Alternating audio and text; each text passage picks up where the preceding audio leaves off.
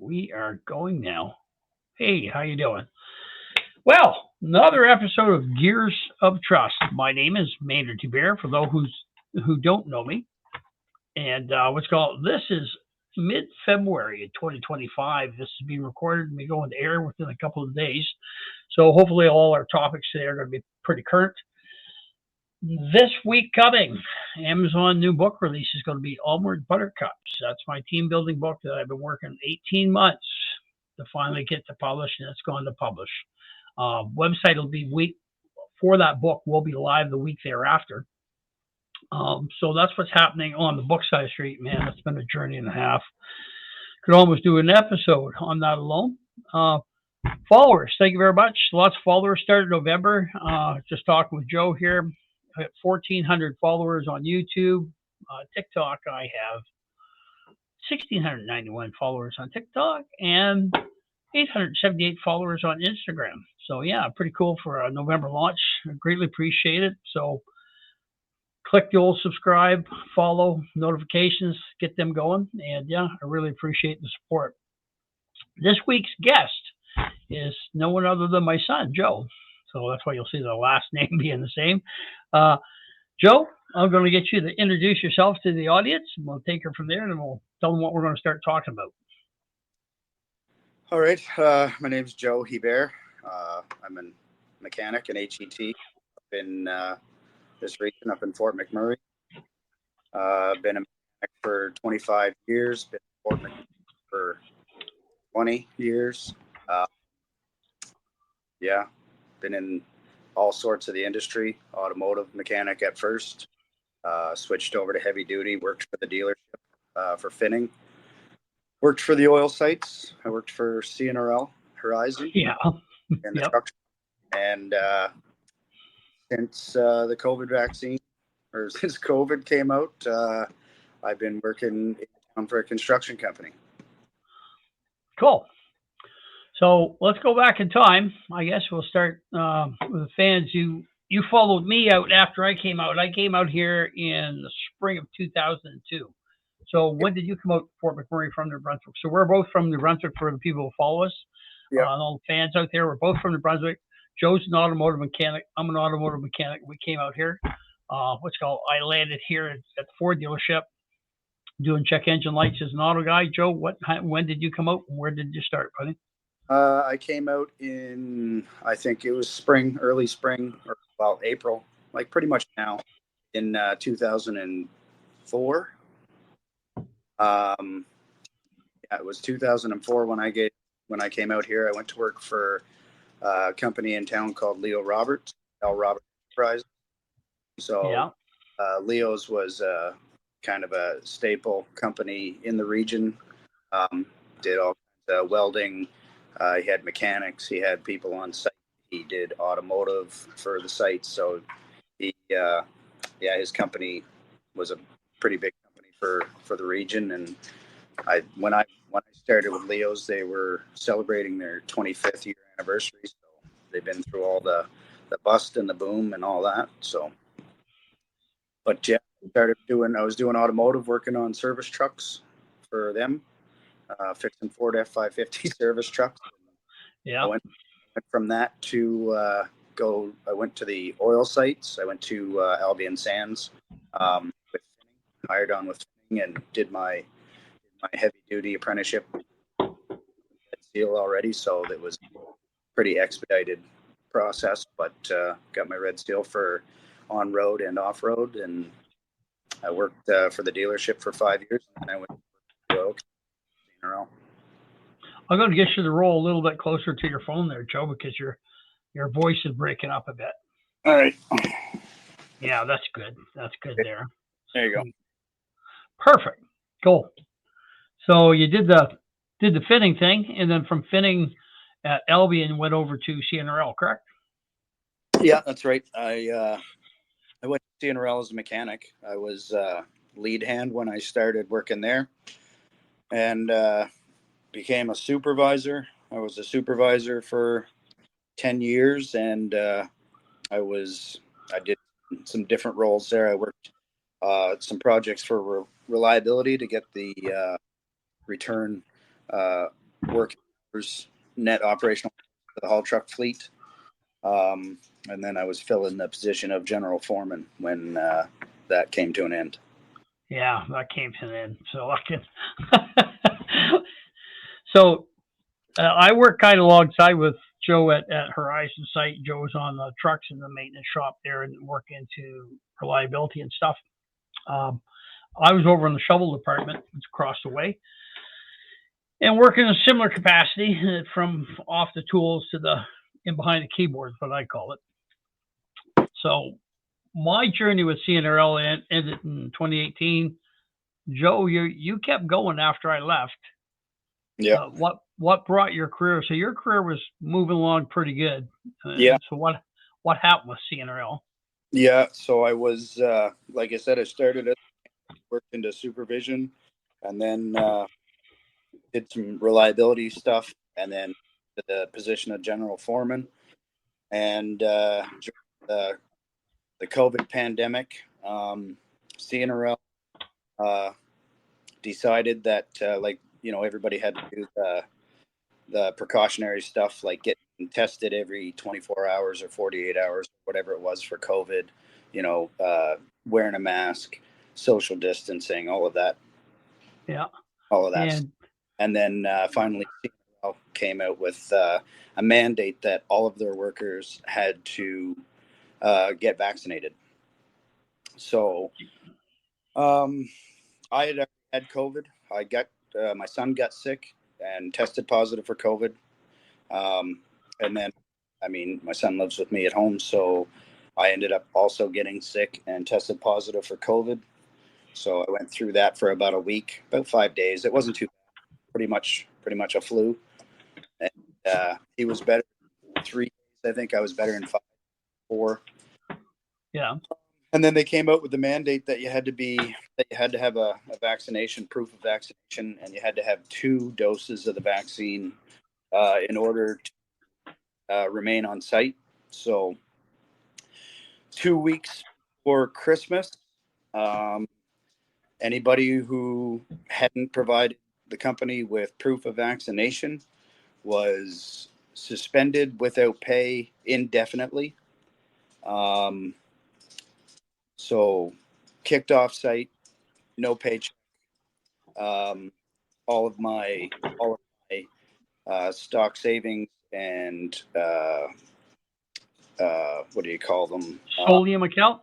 Solium my shares? Solium shares, yeah. So there were shares, and then there were stock options. All of my stock options that weren't vested, through their program, all of that was erased. My medical benefits were canceled. So basically, I was on the street with no money and no support of any kind. No lost my annual performance bonus, which was after 12 years of being with the company and being a high producer, was pretty good. So that was also taken away. So basically, yeah, I got kicked to the curb because I refused to get vaccinated. In my mind, the vaccine was, it was rushed. There was no long-term data, so there's no idea what it was going to do to a person long-term. I had already had COVID and got over it. So as far as I was concerned, so, if there was any risk at all with taking the vaccine, I wasn't willing to take that risk because I'd already had COVID. So to me, it's, you're taking a risk unnecessary.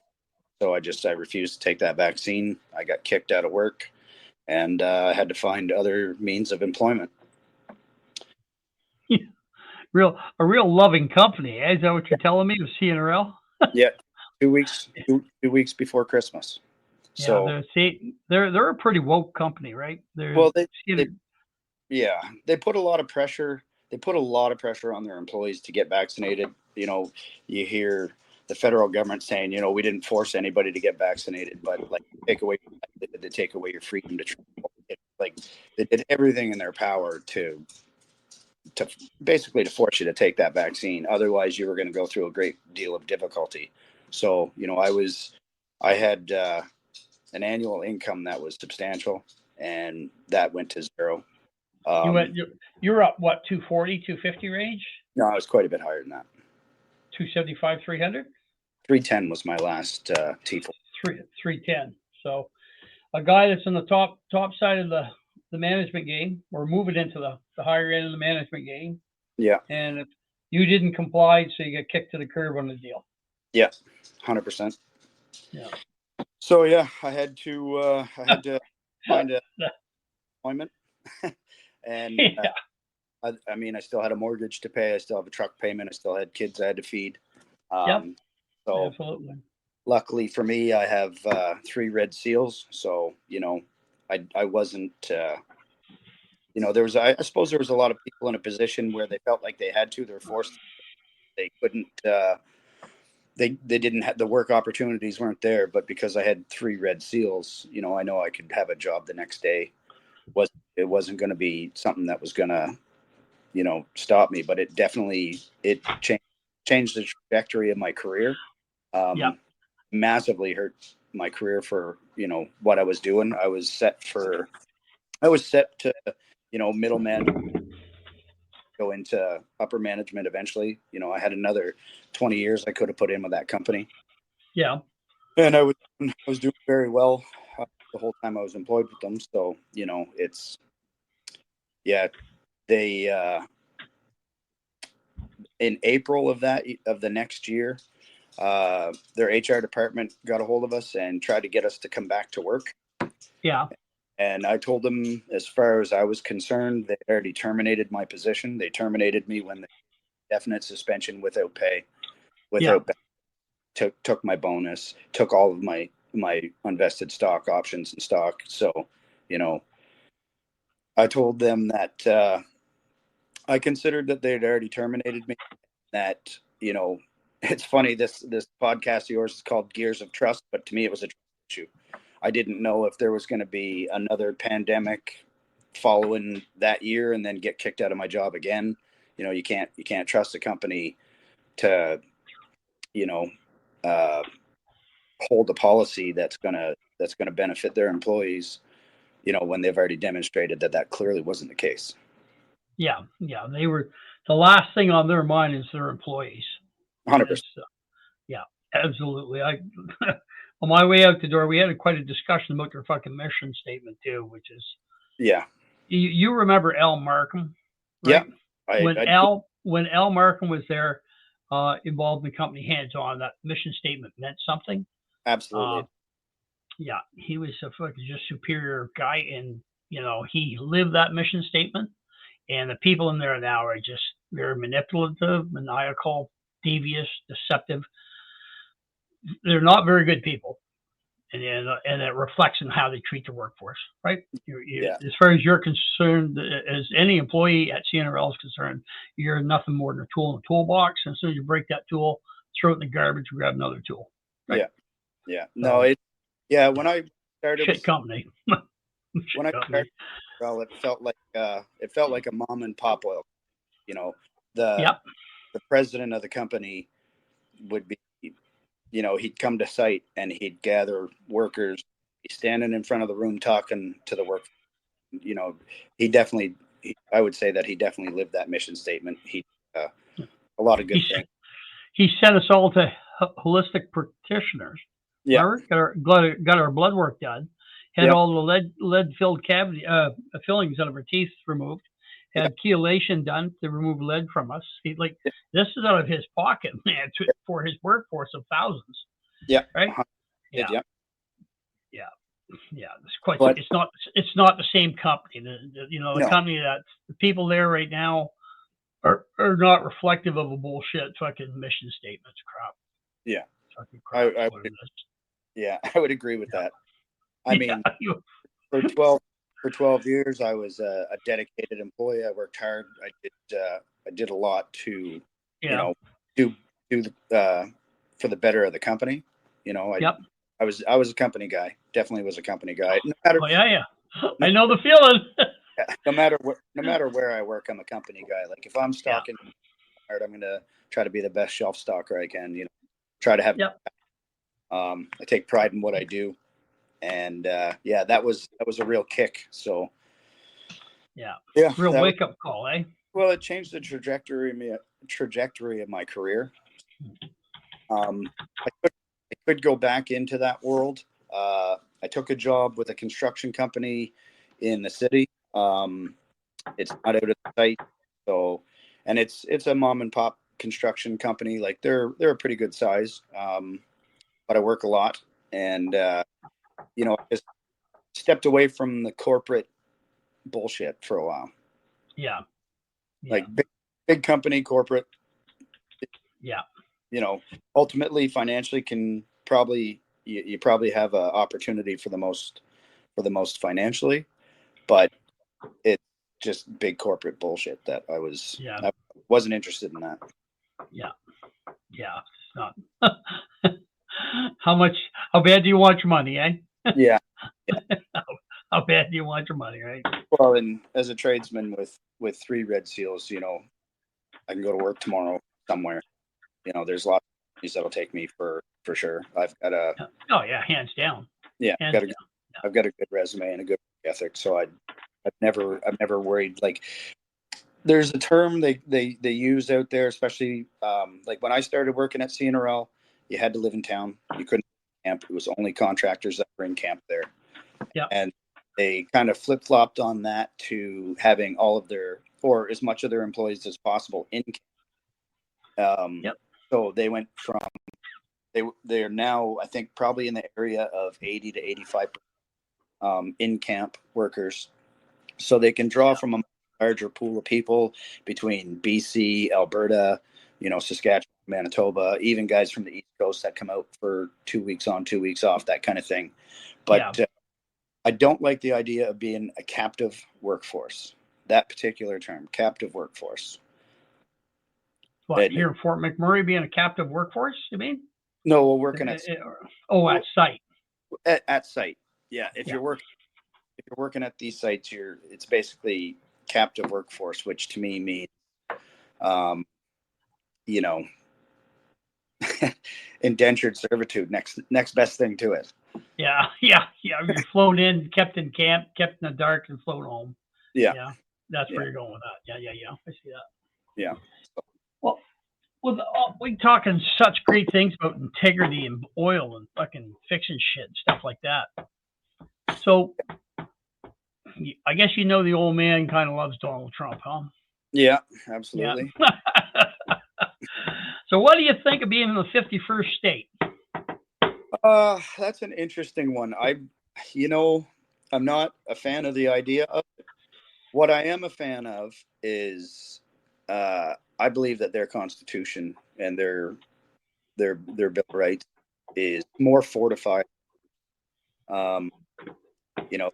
Things like the Second Amendment and freedom of speech, those are in their amendment, or those are in their constitution. And as you know, in Canada, I'm a sports. I hunt, I fish, I spend time outdoors. I do a lot of shooting, and our government is doing what they can to, the way I see it, trying to disarm the masses.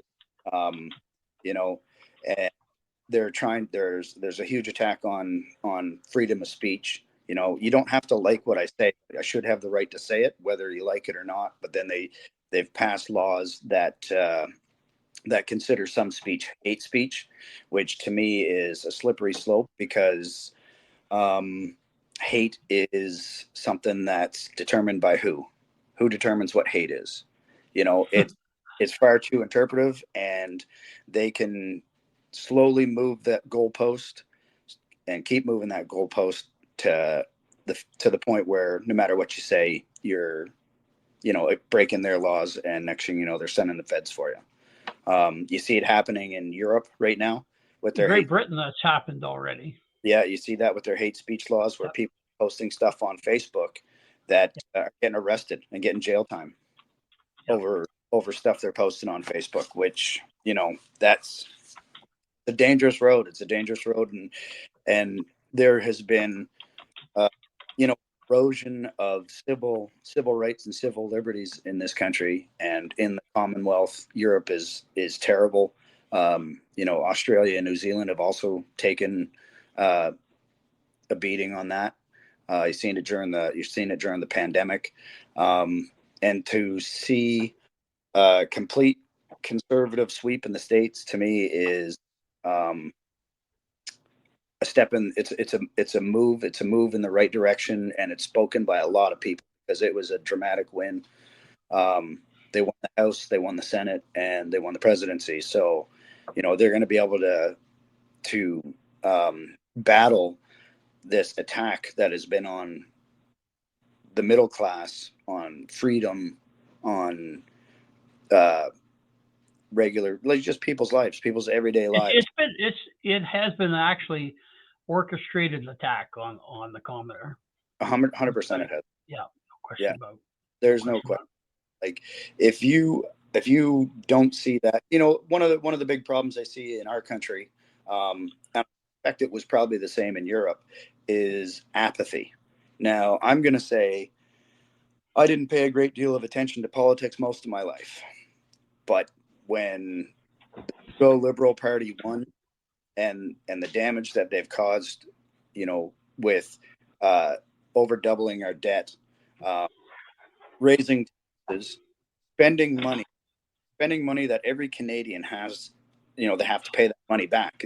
They're adding debt to every Canadian, and to me, in my mind, it's 100% to break the middle class.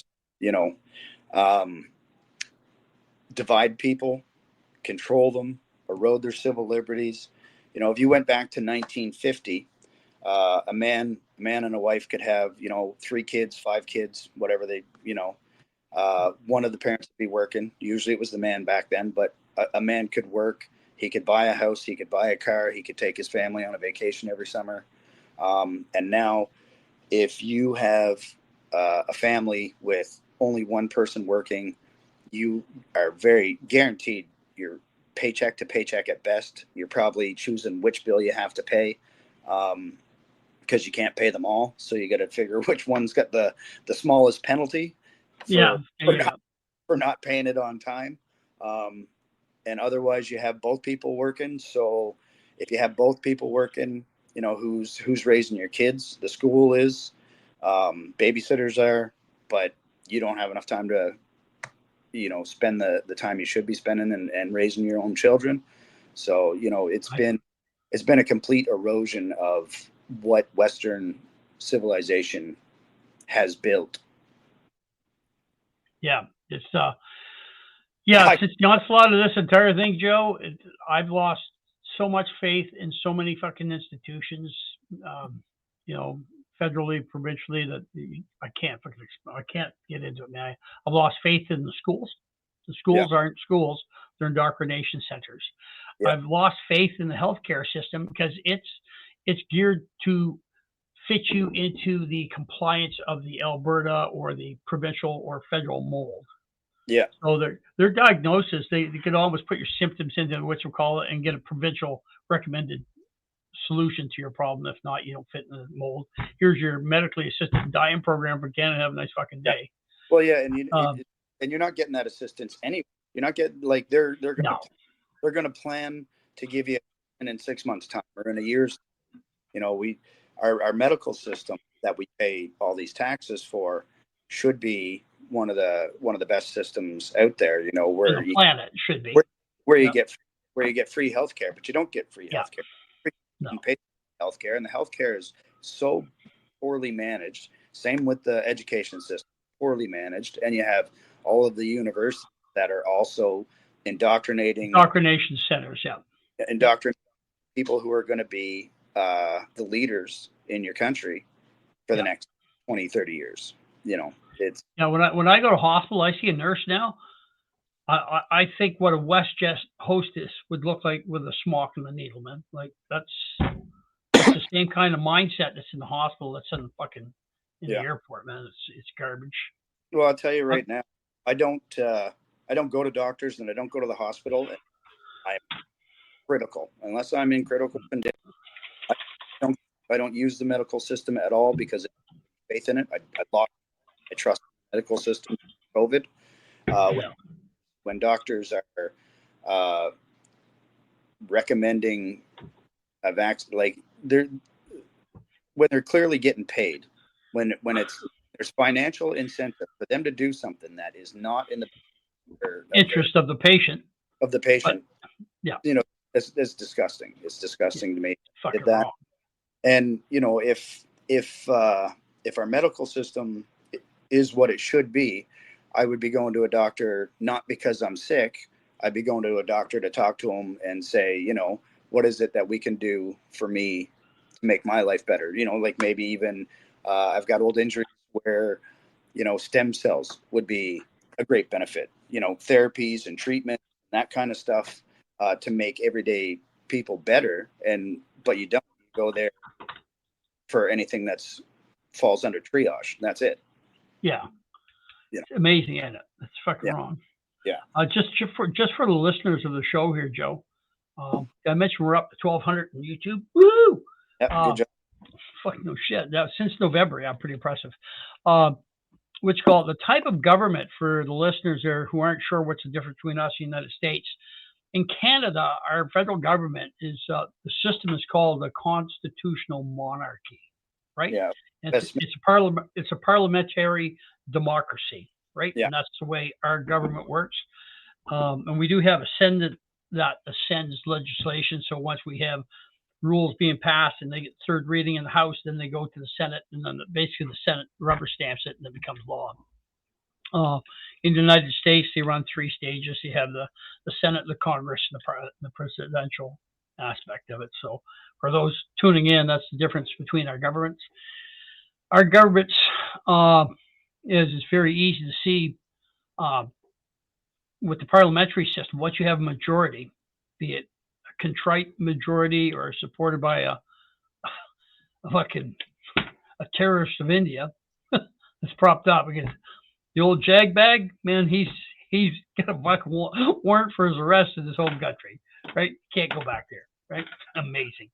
Yeah. But anyway, when you have a government propped up like that, it's amazing just how much can be hidden from the public. Yeah. And right now, in Canada, we're in that itchy mustache here. We're in that situation where we have a probe parliament. Parliament's frozen because the Liberal Party won't disclose information in regards to money being missing. So that kind of froze Parliament, and it's a catch-22 situation where it's a blessing, because if Parliament was open, the Liberals could force through that legislation in relation to hate crimes that you were talking about, Joe. Yep.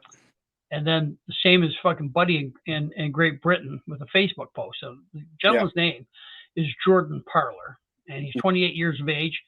He lives just outside the English city of Leeds. And what he said on his Facebook page, so they had a lot of immigration in there from new Canadians, and they're all stocked out. The government of the day in Great Britain and in London housed them up in a hotel. The name of the hotel is the Britannia. How classic, eh?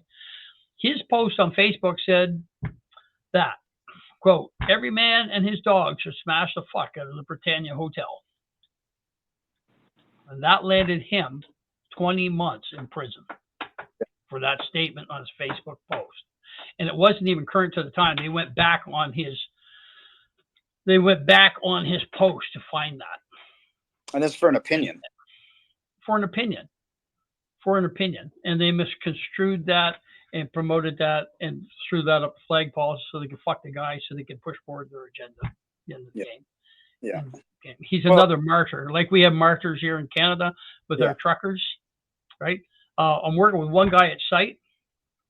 He was a mechanic for the trucker. Mechanics know mechanics. And doctors begat doctors and lawyers begat lawyers. So he was a mechanic for the truckers. They grabbed his plate, froze his account, blah, blah, blah, blah, blah, blah, blah, blah, blah. Yeah, there you go. Yep. Yeah. Just fucked him right over 3 years later, just coming around. Freeze your bank account. Yeah. For being a mechanic, fixing truckers, oh gratias, free. Fixing trucks, light vehicle for whoever, right?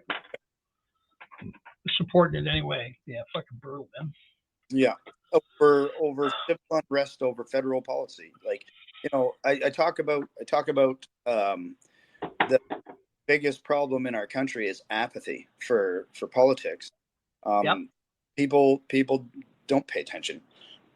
I was also guilty of that. I didn't pay attention until 9 years ago, but the way that federal politics has damaged this country and damaged our Western democratic society, it's taken away Canadians' identity. It's taken away, eroding their civil liberties, eroding their rights, and you can't afford apathy. You can't afford apathy anymore, and people do have the power in numbers to speak with their votes and change things, and that's what happened in the States. And I was very happy to see it. I'd like to see the same thing happen in Canada, and I don't think becoming the 51st is in Canada's best interest. I'm sure the United States would absolutely love that because we're wealthy with natural resource. So what do you think of Alberta being the 51st state? Fuck Canada. Well, What do you think of Alberta being the 51st state? I still don't even know. I don't know. I don't know which way I would go. I've always been a Canadian federalist, but to see what Quebec did in the 80s or 90s when they were trying to separate and difference in their own legislative body. I don't know that I would say that that's a bad thing for Alberta to do. If they were separate, I'd probably vote for. If they wanted to, you broke up again there, Joe. Oh, sorry. I would say that if Alberta wanted to separate from the federation and become its own entity, I probably would support that. I'd hate to see, to me, I'm a Canadian. It would be a heartbreaking thing to see Canada break up, but the federal government is the enemy of the people, and it should be the voice of the people. Yeah. Yeah. Yeah. So like they're there to do the will of the Canadian people. And when you look at where money is spent, they spent, I think I saw it today was 20 million, 40 million, or 60 million. I'd have to look back at the article, but it was to teach people not to defecate in public in Ghana. So why are Canadians paying for that? Why are Canadian taxpayers $1 for that on the hook? Yeah. Our financial report came out for the spring with a $61 billion deficit, driving inflation, ruining the middle class further, damaging people. They want to increase carbon taxes, which is absolutely ridiculous.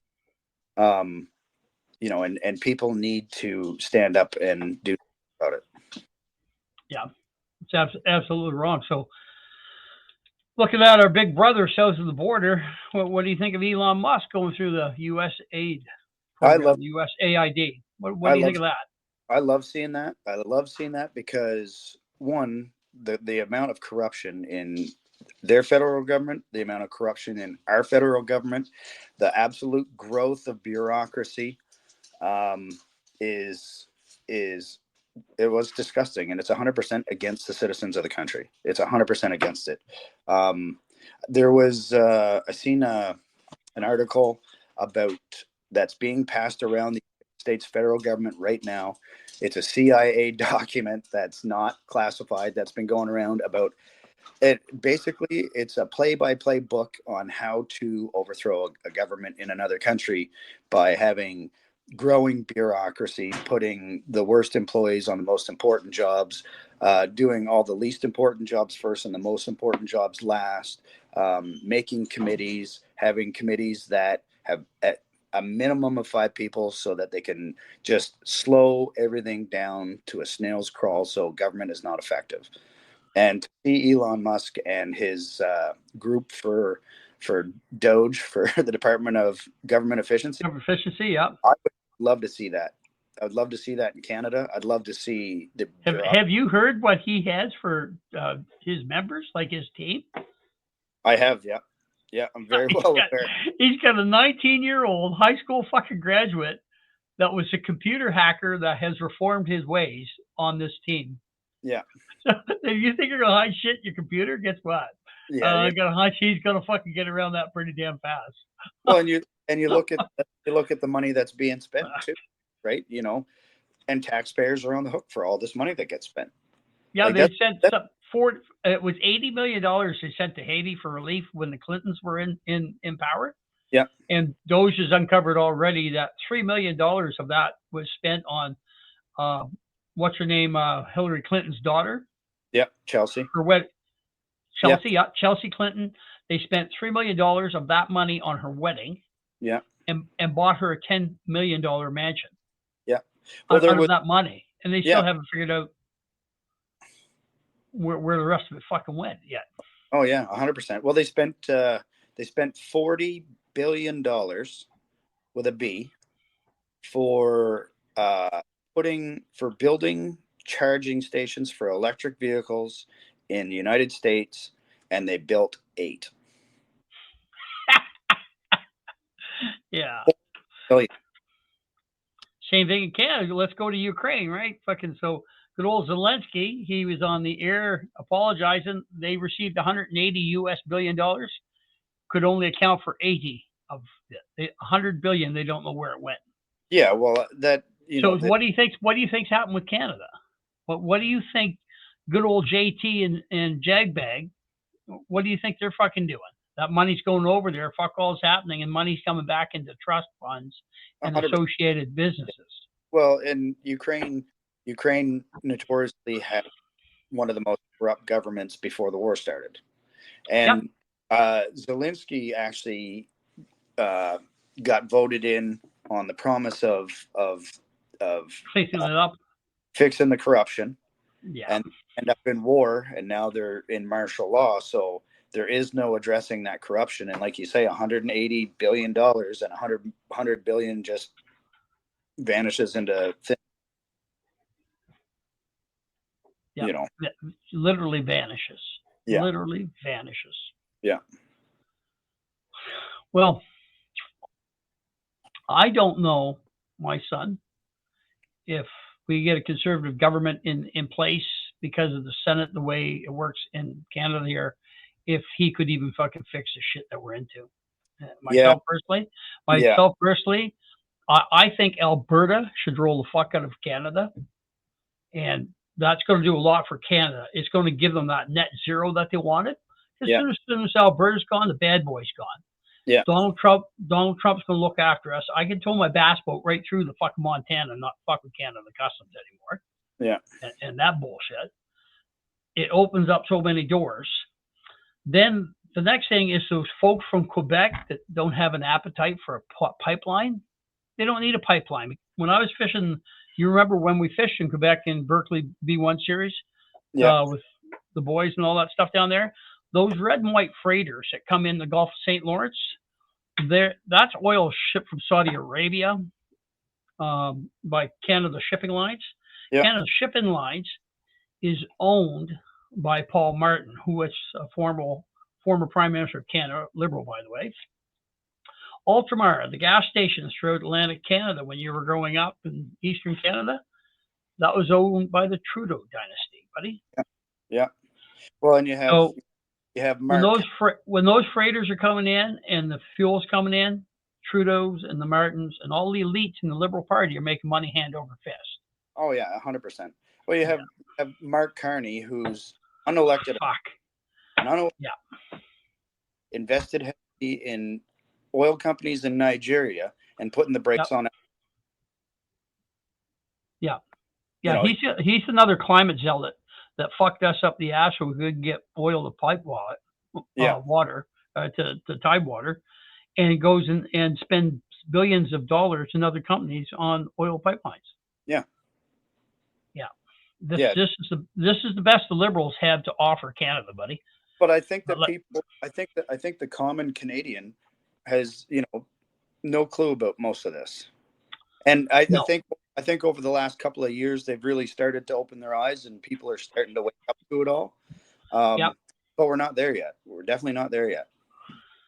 No, not even close. Well, maybe we can wake them up a little bit. So back in the day, in 1980, we had the National Energy Program. Yeah. Trudeau's Trudeau's old man. And that's when his old man wanted, it was created under the Liberal government, another majority government, right? Yeah. And we had 2 oil crises there in the 70s, okay? The oil crisis, that's when I was in the Navy. I remember that back in the late 70s. There was an oil crisis, and that was generated by OPEC. OPEC stopped production. Yep. Slowed down production and threw the North American market into into a tizzy. From that, the Liberals leveraged that, decided they were going to take Alberta's oil and decide all the revenue and how it was going to be spent and how it was going to be fucking acquired by the Eastern Canada, right? Yep. That's when we started with Western alienation. Ironically, in 1995, that's when Quebec had the referendum. Yeah. So Quebec's referendum is because they had fucking pissy pants and nobody would change their depends or whatever the fuck their problem was. And they come up with a really ambiguous question. And the vote on that referendum was just over 50%. Yeah. But what Quebec did for the rest of Canada is paved an easier way to succession or an easy way to separate. And it's very simple. You have to have a clear and concise question, not an ambiguous question. And then you need 51% of the vote. Yeah. So a referendum question for Alberta would be, would you like to fucking separate from Canada? Would you like to become a fucking state within the United States of America? Yes or no? Have two separate questions. Yes, I want to leave Canada. B, I want to fucking second question, yes or no to United States or stand alone, right? Standalone is not a bad thing, and there's ways around that. But Canada is not a really good country when it comes to United Nations. There is a United Nations charter called Freedom of the Seas, and that charter enables landlocked countries to have access to tidewater for economic viability of their country. Does that make sense? Yeah. If Alberta was an independent country, we would fall under the guise of Freedom of the Seas, United Nations Charter, that Canada has signed on to, right? That would force British Columbia to relinquish land for us to access tidewater. Yeah. But you see how quick this government took the concept freedom of rights. We don't have a constitution. We have the freedom of rights of Canada. You see how quick he threw that in the garbage? That's the country that lurks beneath the surface of the Liberal and Conservative Party. Yeah. I hate to tell you, Joe, your best way for Alberta is to get the fuck out of Canada, become an American state. As simple as that.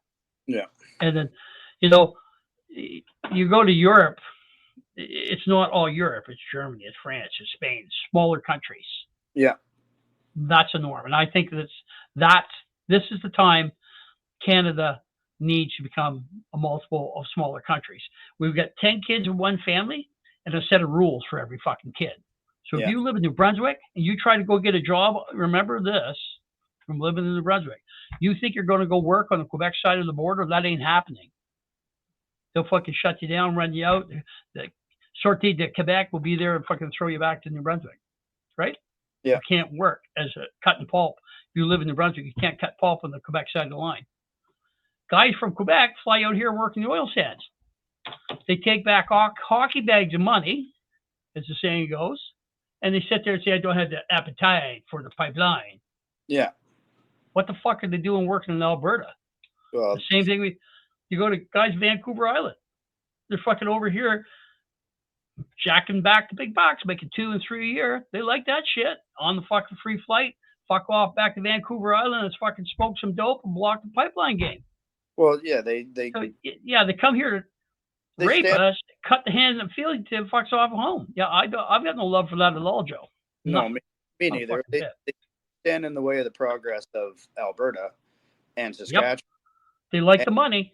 They like the money. And the $0.3 billion amount from Alberta, they get the highest amount for equalization payments. Yeah, in Quebec? Absolutely. Yeah. $13.3 billion for equalization payments, all the while trying to block Alberta prosperity. That's disgusting all on its own. 24-25, Quebec got $13.6 billion. Manitoba, those guys are a lot of help. Not 4.7 billion. They're hard NDP. They're hard orange, right? Socialist. That's socialist governments. You might as well call them pre-communist. Communist. Right? Yeah. Yeah, they're a communist government. Ontario, $546 million, right? Newfoundland and Labrador, $113 million. Million. So where's all the big bucks spent? Manitoba and Quebec. Yeah. Absolutely. So if Alberta became a state, how long do you think it'd be taking to get fucking pipelines up through Coots and stuff? Oh yeah, that would be happening instantly. Yeah, I'm gonna say we'd have a 6-lane superhighway from fucking Coots, Alberta, to fucking Fort McMurray, buddy. And the most unsafe place to be would be living in a gopher hole somewhere along that fucking route, because there's probably going to be a drill or a frac machine right beside you, buddy. Yeah. Yeah. Absolutely. And that would get, once again, Canada and the Quebec, with their taste for the don't like the oil, the perfect carbon footprint that they want. Yep. But I'm fucking good with that. They love oil. Yep. They love absolutely. Oil. They don't love Alberta oil. Yeah, they love blood oil. Mm-hmm. They love blood oil, right? They love it from OPEC. Yeah, they love that stuff. Yeah, they preach DEI. Yeah, tell me what happens if you're gay in Kuwait. Yeah, yeah. Hope you can skydive off of rooftops, because that's what you're doing for pastime, buddy. It's hugely a hip. Yeah, brutal. Yeah. It's brutal. So it's interesting to see what's going to happen. I'm looking forward to March, to the government coming out of prorogue, and I'd like to see it go to an election. Even when it comes out of being prorogued, yeah, the Parliament's still not functional yet.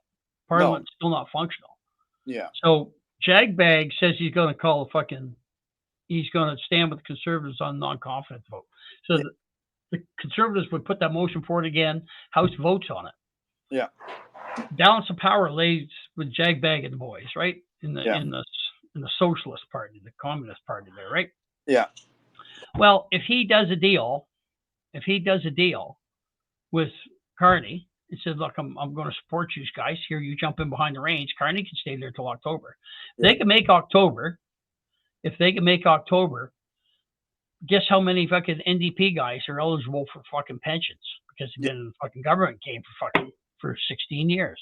Yeah. I think it's 31. I'll just look this. I'm in on the screen pulling up this data. Your old man's not really that smart, but I got twin monitors. No. Yeah, I hear you on that. I hear you on that, because clearly they've been, putting themselves first for the last. Well, that's why they pushed back the election date. Yeah. Yeah, 100%. So they could get their pension. Yep, absolutely. Yeah. Which was not by no means a usual thing, right? Yeah. Right. 80 MPs are eligible for an election for pensions if they can make it to October. Yeah. Right, and these guys are getting like $1.50 a year for a pension for working 16 years. Yeah. Right. So all the taxes you would make in the rest of your life, you might pay for a couple of those guys for a couple of years. Yeah. Right. Brutal, isn't it? It is brutal. It is brutal. Yeah. Yeah. So, it's we're in a real mess. Well, let's talk about the institution we can have more faith in. How about the RCMP? I have zero faith in it. What a fucking joke that is. Well, it's a federal. I don't have much anything federal, but that's a federal directed force. That says on the side of their car to maintain the droit, so uphold what's right. Yeah. Now they need to change that. You know what the new slogan should be? They showed their colors during COVID. They showed their colors during COVID 100%, and during the convoy as well. But their new saying, let's just be right up front with it, is control through compliance. Yeah. That should be their new slogan. Yeah. Right? They're not there to serve and protect. No. Get that out of your head. EPS, Calgary Police, those guys are not there for the public. control through compliance. That's what they're all about. They're like WestJet stewardess or hostesses with firearms is what they are, right? Yeah. They've got the same level of education, 6 months of training. I'm going to give them gun. I'm going to give them authority. And all they do is they take the direction from the man, from the politician of the day. And you see it in Calgary really, really bad. Yeah. Really, really bad. You With see it. Yeah. Yeah. Policing in Canada is fucked. Yeah. It's not policing. It's brown shirt from 1945 is what it is, Joe. Yeah. This is the same crap that was implemented in 45. It's the same game. Different names, different players. It's the same game. This is And like you said, apathy is going to bite Canada in the ass. And personally, maybe you're younger and more hopeful than myself. I'm old and cantankerous, we both know. Like I've got, you know what? Yeah. What 65 years have taught me is how corrupt politicians are. Yeah. How corrupt the police system is. How corrupt the health system is. We know in Canada, the media is fucking garbage. Yeah. That's an instrument of the state, the media. No, the media is ridiculous. Like, I mean, mainstream media at this point has gotten zero value. Zero value. And you talk about mainstream media. The biggest name we should talk about is the CBC. Funded by. It's basically a propaganda wing of the Liberal government, funded by taxpayers. Yeah. It's disgusting. Yeah. If you're paying a whore $1.3 billion a year, she's going to do whatever you want her to do. 100%. Yeah. And that's exactly all the CBC is a whore for the Liberal Party. Oh, and I see that during the pandemic when that was all on the go. I don't watch the National. I don't watch CBC. I stand strongly against the idea of federal funding for the CBC. And meanwhile, they're giving all of their CEOs big bonus. Can't keep functional. But when I watched the National during that, and I watched it specifically for the purpose of seeing the message that they're sending, and you could watch the anchor, and whenever they talked about vaccines, you'd see that they were, upbeat. They were happy. They were smiling. They're saying, and definitely keywords. They'd say a lot of keywords, so you could tell that it was absolute propaganda. But keywords like, we're in this together.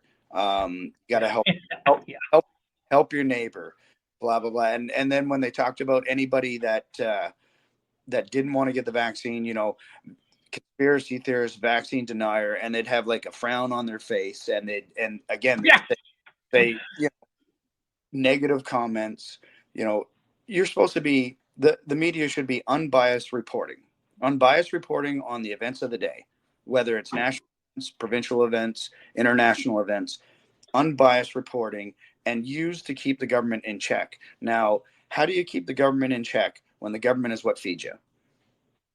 You don't. You don't. You do exactly what the government tells you to do. You put the messages out that tell you to put. And it's 100% just a propaganda wing. It has absolutely no value. And, it makes me sad for, the older, what we call the boomer generation, or anybody older than that actually watches the CBC still. Like, I can't believe I can't believe that people would watch it. I can't believe that people would listen to CBC radio. It's absolute junk. Garbage. It's a propaganda wing for the Liberal Party. It's not a propaganda wing for the federal politics. It's a propaganda wing specifically for the extreme left Liberal Party that we have. Absolutely. Absolutely. I consider myself a conservative, but I grew up in a liberal part of the country. Back in New Brunswick, there's a lot of liberals there. They spend on social programs. They want more money. They want handouts. They're looking for handouts. Yeah, right? So I grew up with a liberal influence. But who is it? If you're not a liberal when you're 20, you don't have a heart, and if you're not a conservative when you're 40, you don't have a brain. So, like, I like that. Yeah. But when you're young, you're idealistic and you're genuine. You want to help people. You want people to work together. That kind of thing. When you Yeah, get old, very idealistic, very hopeful, very, yeah, very hopeful. Yeah. yeah. But then when you get older and you have responsibilities like a mortgage, a vehicle, and kids to put through school, and all that, you start becoming a lot more conservative minded because you have responsibility. So you can't just go on idealism. You have responsibility, and that's what drives conservative mindset is, I have to do what I can to make myself better, to make more money, to progress in my job, to give my family a better life, to be, a good part of my community. But yeah, we're not there anymore. We're not liberals and conservatives. We're been under attack by globalist elite that are Yeah. trying, the World Health Organization, the UN. All of these are In the World Economic Forum, don't forget those boys. the Right. World Economic Forum, and all of these organizations are affected for destroying people's sovereignty, for destroying Yep. their economics, for destroying their freedom. You know, Yeah, the you one world. It's a one world government. That's you their. That's their. That's you will their target. That's their you will goal. own nothing and you will be happy. Yeah, that's right. You will own It'll, nothing and you will be happy. no, it's disgusting. It's Yeah. absolutely disgusting. I was really happy to see Donald Trump pull out of the WHO. I would love to pull out of the WHO, but Pulled out of the Paris Accord. Pulled the, out la- of the Paris Accord. the last For, time, the last time Trump was in power, he pulled out of the WHO in his last year of power, and our government went to bat and sent 40 million to the WHO. yeah. Yeah. The Crazy. federal liberal government, yeah. Yeah. So it's Crazy. unelected officials. I can't stress enough that any of these bodies are not elected officials. They're not people. They're representing their own elite ideology and basically want to control everybody's freedom, everybody's finances. Become everything is being pushed to a surveillance state. You look at all of our traffic lights here in Fort McMurray. There's surveillance cameras on every traffic light. Those Everyone. Yeah.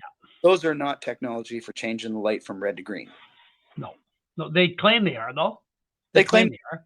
they claim they are, but you don't Yeah. need a video camera to change the lights. No. No. You can So do it. Lights change colors long before cameras came along, buddy. yeah. I lived through it. So moving us to a surveillance state, eroding our civil liberties, and when people get together, you have to divide everybody, and when people start to unify, they're a problem. So Yeah. all of these are to destroy unity. Yep. Absolutely. Absolutely. Anyway, And it's doing a good job. It's yeah, doing a good job. but it's very effective. Yeah. It's very effective. So You got on to the CBC, Joe, but I just want to let listeners know too. The CBC is not the only corrupt media out there. The Liberal Party has allocated almost an additional $1 billion for the other news agencies that might need help, Global, CTV, and all that. Those funds initially were allocated by the president of Unifor, the union, Uniform. So Mr. Diaz, he determined which news media outlets were going to get how much. That was his job. Once again, non-elected official, friends of the Liberal Party, blah, blah, blah, blah. And guess what? You have corrupt media with CTV. You have corrupt media with fucking every brand. Rogers, Telus, it's junk. It's garbage. And Joe, in all honesty, man, father to son, I don't fucking think Pierre Poilievre can fucking drain the swamp that needs to be drained up here. no, and I think Trump's going to do it. Yeah. They tried to fucking kill the guy. They tried to throw him in prison. They tried to fuck him every way they could. Yeah. And you know what? That was that all Democrats did over the last 4 years was got rid of that apathy that the Americans had. Yeah. And guess what? We still have fucking a lot of Canadians with their heads up their ass, not paying attention to what is going on. Yeah. When this bullshit, the Liberals are going to drag out this election thing. I'm going to say right till October if they can. Jagbag, he's going for the pension. Fuck Canada, right? He's going for the pension. Let's be honest here. I can see that going down in that context.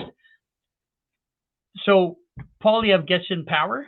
How many moles does he have within his organization? Well, yeah, and you also have the You the liberals right now are appointing senators, yeah, yeah. right? So that's going to block legislation on the next level up. The next level up, yeah. So do you see how the whole parliamentary monarch Yeah, no, system has to be taken apart to yeah, fix this right? And you see what's happening stateside? Fucking yeah, Elon Musk is in there wreaking havoc, and guess how much he's getting paid for that? Zero. I yeah, want to see his $14 million or $40 million ads for Super Bowl. yeah, He took out 3 ads for his own money to tell the American public what he did with Doge so far. yeah, Donald Trump's pissed off. He's fucking pissed off, and I don't blame the guy. Fuck, you tried to shoot me once. You went through my wife's fucking drawers, searching for documents that I was entitled to fucking have.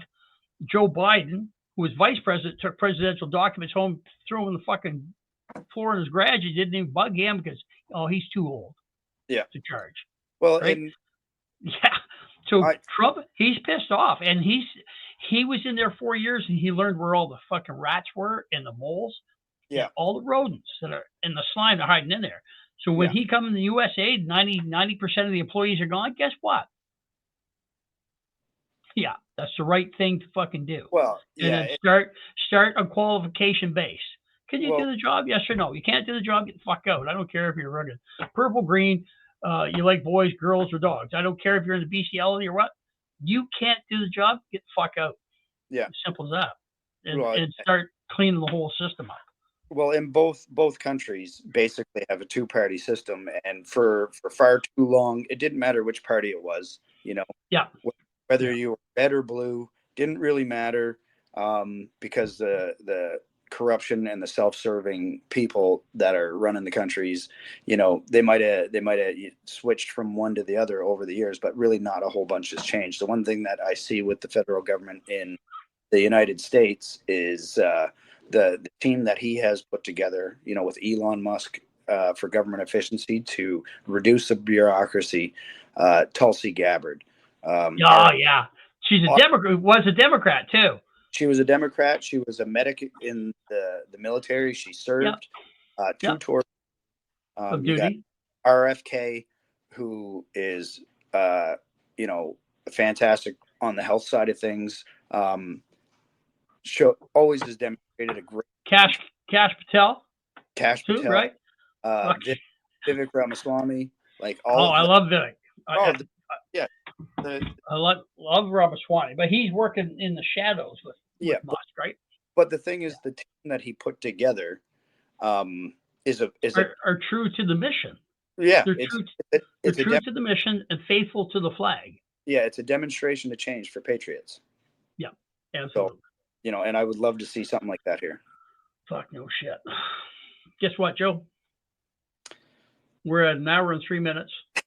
I'm gonna fucking shut us down. Yeah, I could rant about this stuff for a long time, quite honestly. Well, that being said, fucking if any of our listeners out there would like to see another go at this with Joe and Dad there, to go through our venting exercise here.